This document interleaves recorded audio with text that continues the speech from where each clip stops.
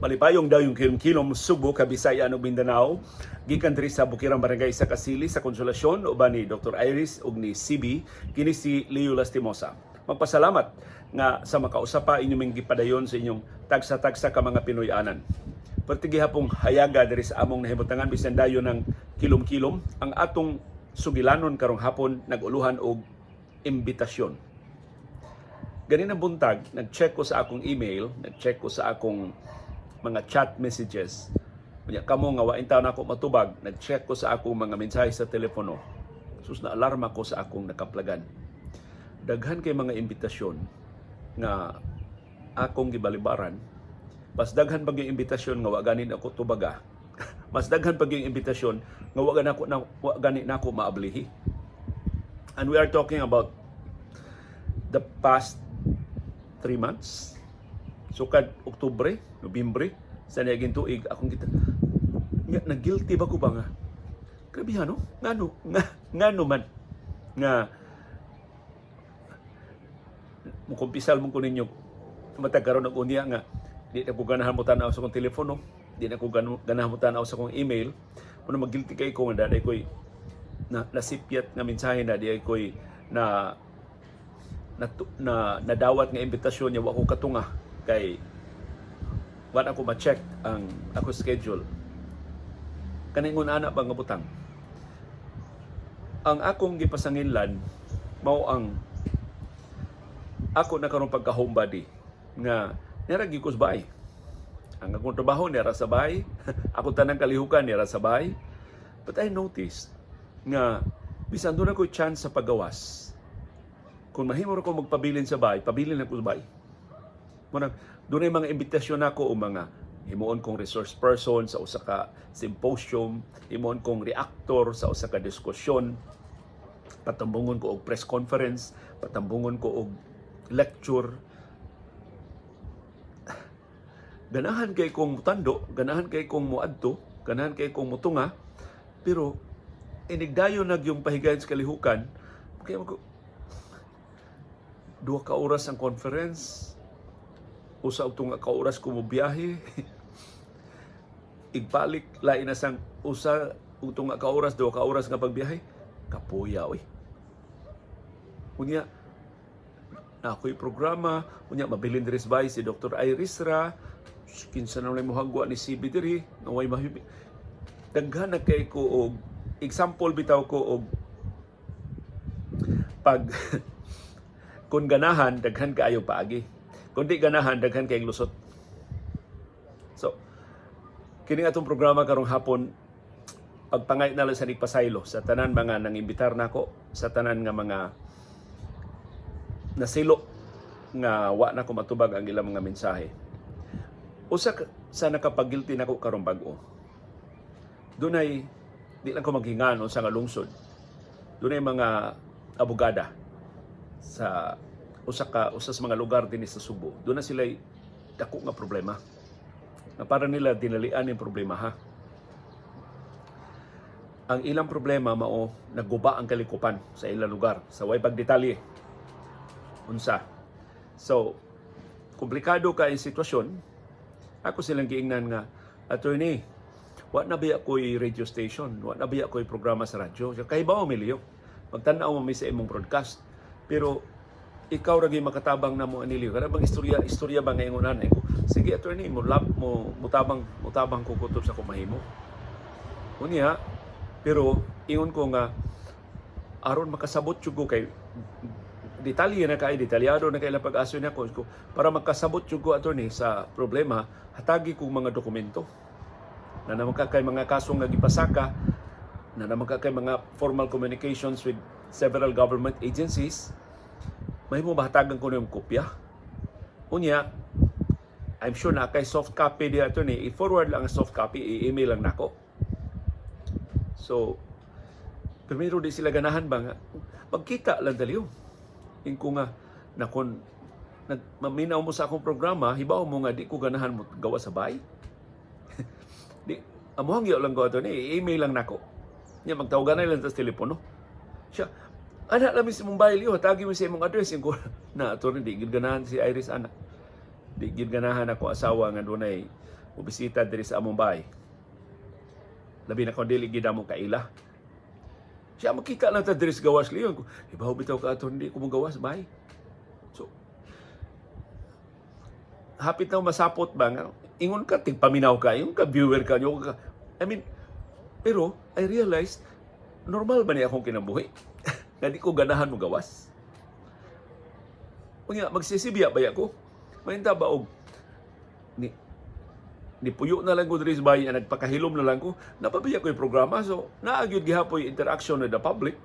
Kanya ang publiko in town nga mo interact nako ma-disappoint nga di gani sila kangari sa bahay. Di gani sila makakita nako. Daghan kay mga bitan ako kape, daghan kay mga bitan ako paniudto, daghan kay mga bitan ako inundi lang kay way mabilin diri sa bahay. Maikog kon Dr. Iris. Morgan ako rason pero yung sa Iris sus, by all means o lakaw. Kikapoy na sa Dennis Dr. Iris akong naong nara sa bahay. Pero muna akong feeling. So ni saad siya nga i-email ang mga documents. After mga 2 days, nitawag na sa balik pero kana bitong tawag nga kung di mo tubag ang tawag kay I was somewhere else, nabilin ako telepono sa kwarto, pagtawag na ako siyam na katawag kinsa may ganahan na bitong puro tubag na ang akong feeling mao na so pagka mo wag na ako tubaga wa sa ko man tawag niya kay nagpaabot ramon ko siya ang email akong gi-check ang email wa man gid siya mo email ang mga documents. Akong gibasa na ni-text siya nako finally, human wa ko motubag siya matawag, ingon siya, "Liyo ni ako sa Cebu City. Muanha ko sa inyo kay di mada akong mga dokumento ug email daghan kayo. Ako lang ihatod sa inyong bahay. Balik na sad. Di lagi ko gusto mo ka sa bahay. Di lagi ko gusto makig-istorya nimo. O di ko gusto makig-atubang nimo. Email lang." Ug tuod man, wa gid mo email. Para na ako, sabot nga email, nga dili mo email. Pero, dili maguni akong may normal nga pamatasan. Pero, ambot nga no, di na ko ganahan makigtagbo og mga tao gawas ako mga suod. Mingawon ko sa akong mga suod, pero kung mga tao nga, wa pa na ako ikatagbo, wa pa na ako, mas ganahan ko mag-istorya lang tas telepono. Pero mag-istorya tas telepono sa mga oras nga maka-istorya ko sa telepono. Sa mga oras nga nagtuon ko, sa mga oras nga nagbasa ko, di ko mutubag sa kong telepono. Lisod, no? Lisod ang akong kinabuhi. Gusto kong mo konsulta ba o kamao. Di ba kani ako depression? O ako ko ma-depress tungod sa closure sa ABS-CBN, tungod sa pandemya, tungod sa akong pagkatanggong sud sa daghang katuigan diri sa akong Pinoy-anan. Pero kung gipunta na sa Iris Ars, kasi pa kung tungok Ars, mas iba kung hukdom siya di man. Gusto mo kung muhilom na ka, kisabaan kay ka. So, I don't know, nausaba lang ko sim. Lain akong obserbasyon, there is by, kining among kadalanan diri palibot sa among bahay, nindot kining lakwan, kay na ay tungason, na ay lugsungon, nindot ba kayong i-hike ba? Ya, daghan kay kung mga ikaabot diri nga mga silingan, nga dugay na ako ay kita, pag abot sa pandemya, wa nagyumi nakita, so nindot ang kayo nga maghimamatay, magbalik. So mag-ilis na ko, magsuloob na ko sa akong sapatos, kay mulakaw na ko sa gawas. Susigday na ko lakaw sa gawas, gukod si Sibi kay muhagwa-hagwa. Kung ako tanaw ba, mugawas ko, pila naman ko ka-minuto sa gawas, 30 minutes, 1 hour. Kunya magtaligsik, kunya magdaghan kay ko grason nga no di lang gyud ko magawas. So ang mahitabo, nag-ilis na ko sapatos, arin lang ko maglakaw-lakaw sud sa among bahay. Or kung ganahan jud ko magawas sa bahay, musaka lang ko diri sa among roof deck. Magsaka kanaog lang ko sa among hagdanan sa roof deck. So, dili gid nimo akong naandan nga kinabuhi. Pero ang nakatrigger gid ini, mao tong akong guilt na sa duha ka stroke ni Dr. Iris wa ko kuyog niya. Kung nanumpa jud ko sa akong kagalingon, di na gina mahitabo pag-usap. Kunya, si Iris, bisag usay mo, balibad siya nga, pwede naman ako lang ay nalagkuyog. Pero kahibaw manggod ko, naog niya sa kenan, labang niya sa daan, igsud niya sa building, magkailangan siya assistance, kaya tungod siyang eyesight. Affected man ganyan yung eyesight sa kanang iyang hemianopsia. Yung maikog benis to subang mga tao. Maikog niya mo paagak sa mga security guards. Kasi nakailan niya. So, kuyog yun ko niya. Ug, I don't know, na-appreciate ba ning Dr. Iris or para niya nuisance na lang hinuon ko sa iyang mga meetings, pero gusto ko mutuo nga mapuslanon ko niya. O kung doon na may nahibiling kapuslanan sa akong kinabuhi, gusto na kong gigahin sa pagserbisyo ni Dr. Iris. Although, sa mga higayon nga doon na siya kauban, yang parinti for example, yang suod nga mga higala, kauban nila, di ko mukuyog. Ako siya inon, Ars, aron mo enjoy mo, Ars, kamo lang. Kami la CB diri mabilin sa bahay. Kay komplikado na mangod manglakaw mi dong Iris, si CB mabilin diri sa bahay. Ya kun way laing tao diri sa bahay, kuyawan mi unsay mahitabo pang CB. So amo siya ibilin ng laing bahay. Mo na komplikasyon diha. Ya amo binlan nga laing bahay, kaniya tuduol ra kayo amo ra silingan. Sus karon naman sa ilang iro. Ilang iro di maganahag laing iro. Si CB di man sa ganahan sa ilang iro.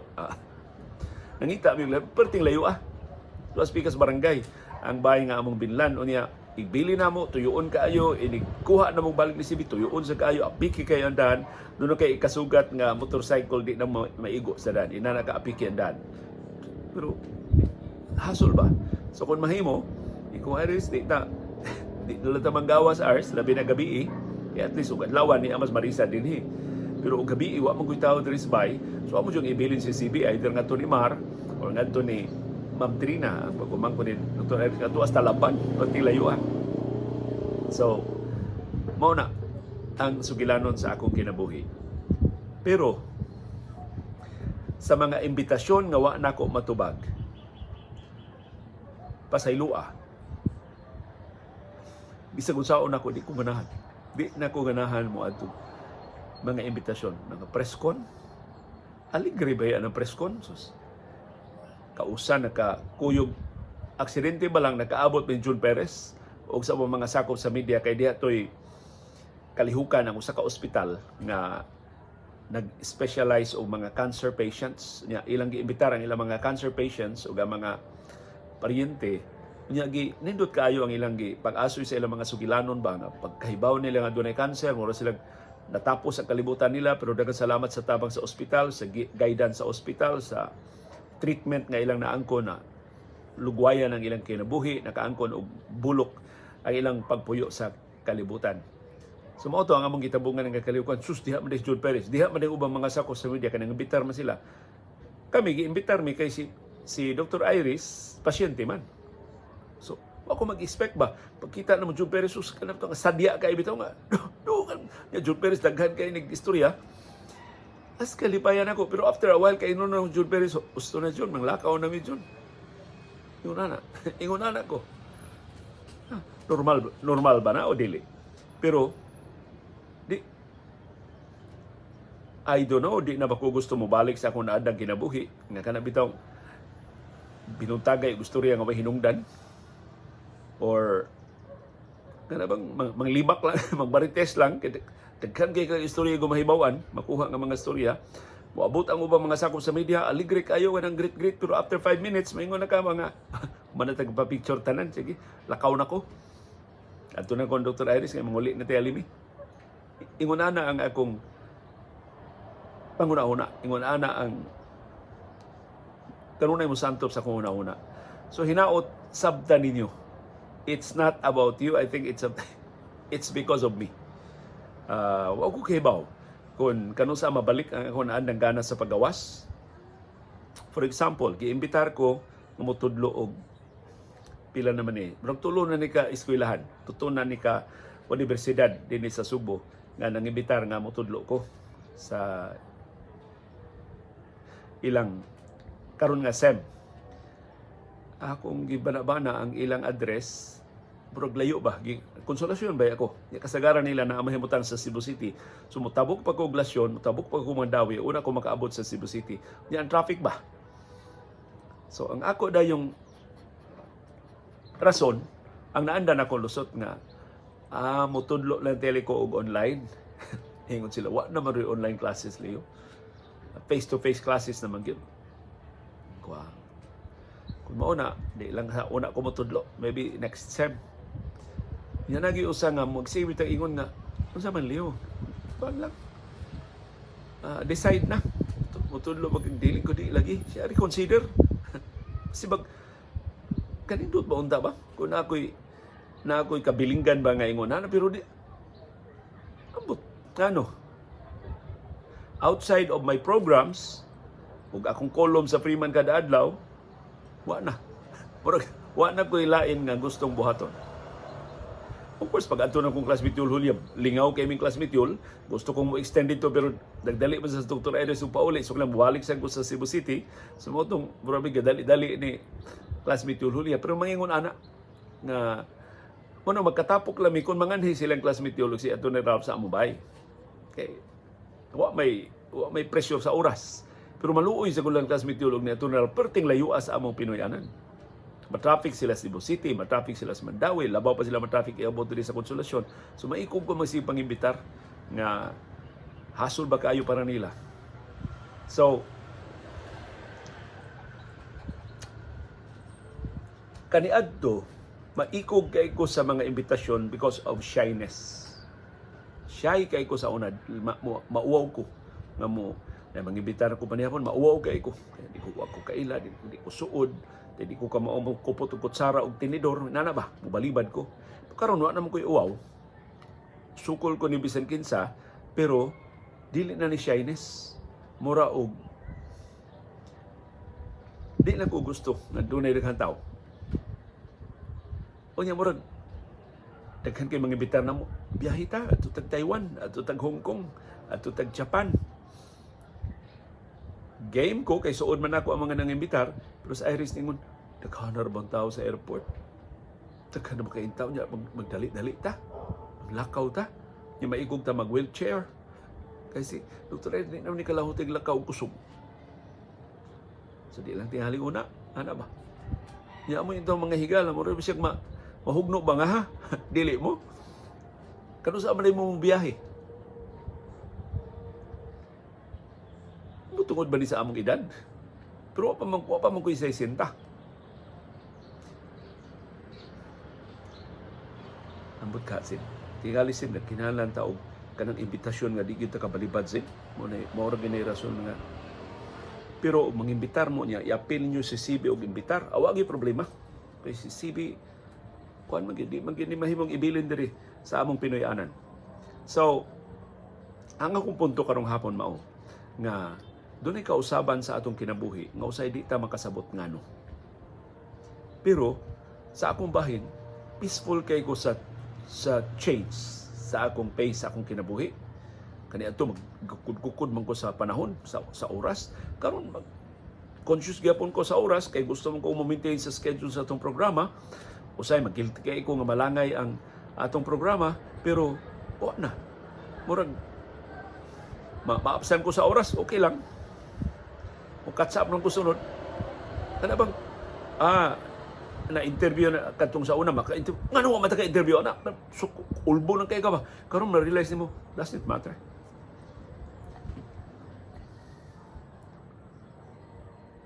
So, mauna ang kausaban sa akong kinabuhi. Di ko kasultin yung ano, pero hinaot makasabot mo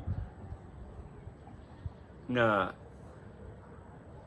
dili ko sama sa ubang mga magsisibya nga ganahan kay makigtagbo sa iyang mga viewers o sa iyang mga listeners. But maybe mo abot ra ng panahon nga ako na say manawag ninyo, ako na say mangibitar ninyo, ako na say mingawon ninyo. Pero pagkakaroon pasaylua, nga guilty na kay ko, kapila na mangimbitar, katulo, kaupat na mangimbitar, mura ba og klaro kay nga di ko ganahan. Nga di man sad nga dili ko ganahan, pero murag di lang ko ganahan nga mogawas. So dili ni tungod ninyo, dili ni tungod sa inyong di ko ganahan magkikita ninyo. Di lang ko ganahan nga magawas. Di ko ganahan sa traffic, di ko ganahan sa kahasol, di ko ganahan magpaabot, di ko ganahan nga magpila, di ko daghan kay kundi ganahan no. Pero in short, di ko ganahan magawas diri bay. Komportable kay ko diri sa among Pinoyanan, sibno. Tan-aw sa mga tao nga manglabay sa among daan, muwara-wara sila, pero kutob ra mi diha. Di mi mo kuyog og lakaw, di mi mo istorya og dugay. In fact, di mi manggawas sa gate. Aron nga dili mi mag-istorya og dugay. Kaya kung magawas sa gate, ama dugay ng istorya. Nyawa, Ibitahon ka sa ilang bahay, mapugos na kagsud dito, why? Di mi mong gawa sige. Kaway-kaway ra sa among mga silingan. So,